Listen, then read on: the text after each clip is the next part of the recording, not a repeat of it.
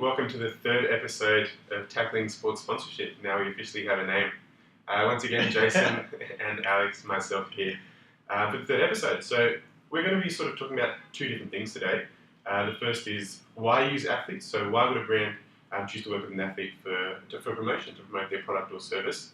And then secondly, we're going to be looking at what athletes will do for you. So this may be for athletes out there who don't really know how to get sponsored, but also what they do once they're sponsored. But also, why would a brand want to work with an athlete? So I think the good place to start is talk about awareness and sales, because at the end of the day, that's what it is. We're a marketing tool.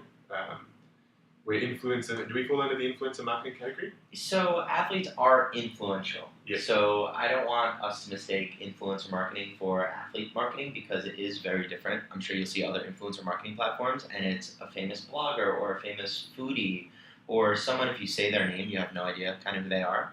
But we're here in New York. If you're working with Kristaps Porzingis on the New York Knicks, people are going to know who he is.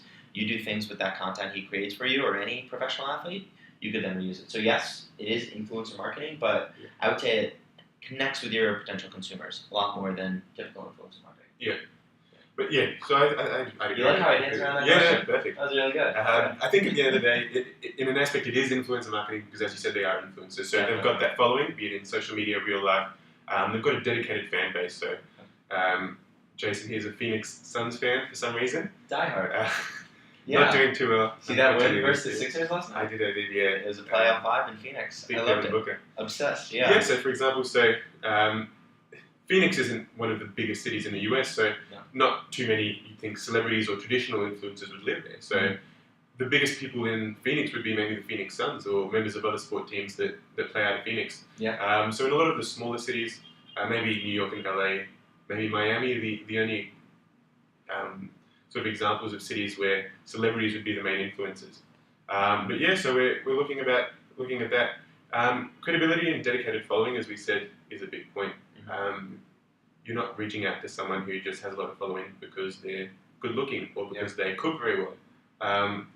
These people are followed because other people play the sports that they're into, or from the city they're from, or like the sport they play. Well, the city they're from is the biggest part. You know, if you work with LeBron James, he's a global star. Everybody in the world knows who LeBron James is. Yeah. But like you said, it's really hard to find celebrities not in New York and LA. Like LeBron James lives in Los Angeles. He's home in Los Angeles. When you're a celebrity, you live in New York, LA, sometimes Miami. But if you're trying to connect with the Detroit market or the Seattle market or the Atlanta market, it's really freaking hard to do that and find a regional target market. Yeah. But if you go and you ask those people, if you ask somebody in Seattle, do you know who the Seahawks are? They're going to say yes. Whether you are a 60-year-old female who knows nothing about sports, you know who the Seahawks are because everybody's talking about that in the same market. Yeah. If you can connect with an athlete who is also going to be a lot more affordable than a global star in that specific market, that's what really smart companies do to market themselves and try to go after specific target audiences. And we're talking about the US only, but this is a global business, and we do operate globally. So I have over 50 countries on our platform. So if you're a company that's got a product launching only in, say, Poland, then why not use Polish athletes or foreign athletes that play volleyball, soccer, whatever it is in Poland to market your product? I was on the phone with an agency this morning from Slovakia, and we actually have 3 athletes from Slovakia, and they were also looking in the Russian market. Yeah. So now they're looking to close a deal with Alina Vesnina, tennis player from Russia. Alina, if you're listening to this, or the agency we spoke about, it's an awesome deal. It's a really cool brewery company. They wanted her to actually come to the brewery because her audience and what we could tell with data, I'll tell you guys about in another episode, I'm sure. We could talk about all the fun data that we have. But Alina's main following is in the Russian area. So if she posts something on social media, like, I'm going to this brewery, come drink a beer with me. If you could drink a beer with a popular athlete in Russia, like, how cool is that? Yeah, awesome. So that's what they're looking after, to drive that walk-in traffic. And again, kind of like the point we're trying to hammer home, target that specific audience and spend your marketing dollars smartly. Yeah, and the other thing as well is a lot of these athletes are friends with other athletes, or they play on a worldwide tour, so they're with other athletes constantly. So if one athlete is wearing cool socks, for example, and her friend or his friend may say, hey, where'd you get those? And then so on and so forth. And so partnerships are created really easily from one athlete to another. Yeah. So let's move on. What will athletes actually do for you? So once, I'm a brand and I want you, Jason, to do something for me, what are the different options or avenues athletes can explore? Yeah, so I want to answer that question. We can dive into anything from social media posts to appearances to testimonials on your website. There's a lot you can do out there, which again, we'll have episodes upcoming, so definitely subscribe to this podcast, this YouTube video. But one thing that you kind of just mentioned is finding athletes and finding their niches. So if you work with Alina, let's say, the Russian tennis player, who follows her on social media, you guys can go on and check it out. It's other female tennis players. It's other tennis players that she's traveling the world with, which is really cool because every time she posts, other tennis players are liking that content, commenting, engaging with it.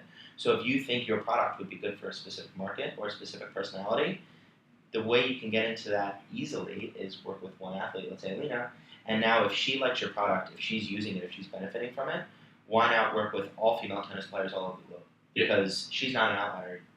If you work with her and you have a product in her hands, chances are that other athletes like her would use your product. Exactly. So yes, it's really anything from social media to appearances, testimonials. They can be video testimonials on social media, or they can be just a sentence or two for a website. All the traditional real marketing campaigns can be run through athletes. What I tell a lot of our brands is it sounds like a lot, sports sponsorship, but the best brands, again, the ones that see most success with athletes, are the ones who use athletes and what they're currently doing marketing-wise. So you say social media, let's help athletes increase the awareness of your social media campaigns. Same thing for if you're spending money on a trade show, why don't we have an athlete at that trade show increase the performance of what you're already doing? So don't think of it as a totally new expense. Think of athletes as enhancing what you're currently spending marketing dollars on. Yeah, exactly. So I think that's a good place to wrap it up. I think short and sweet is what we're aiming for. Be sure to let us know if you like this podcast length. I think we're sort of playing between the 5 and 10 minute mark. Hopefully closer to the 5 minute mark. As per usual, www.opensponsorship.com and at Open We got it right. Yeah, if you guys listen to both sponsorship on Instagram and Twitter, everywhere else as well. So thanks for tuning in. Be sure to leave us any comments, any tips. You can reach us anywhere. Email us at Alex at opensponsorship.com. Or Jason at opensponsorship.com. If you want Alex to speak more, let us know. If you want me to speak more, let us know. If you love what we're doing, we'd love to hear it since it is new. And thanks for watching. See you guys.